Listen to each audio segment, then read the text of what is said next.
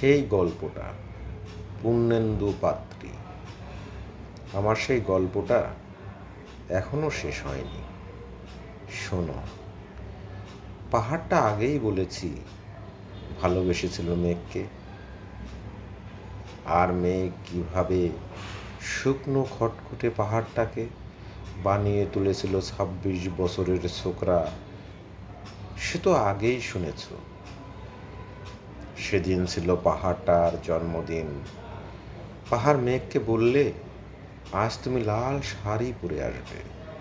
মেঘ পাহাড়কে বললে, আজ তোমাকে স্নান করিয়ে দিব চন্দন জলে। ভালোবাসলে নারীরা হয়ে যায় নরম নদী, পুরুষেরা জ্বলন্ত কাঠ। সেভাবেই মেঘ ছিল পাহাড়ের আলিঙ্গনের আগুনে। পাহাড় ছিল মেঘের ঢেউয়ে জলে। হঠাৎ আকাশ জুড়ে বেজে উঠল ঝড়ের জগ ঝম্প।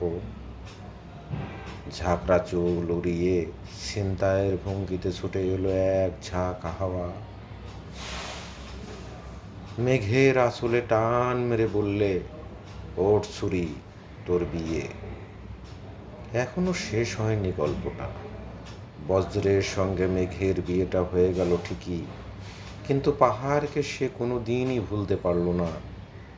বিশ্বাস না হয় তোর চিরে দেখাতে পারো।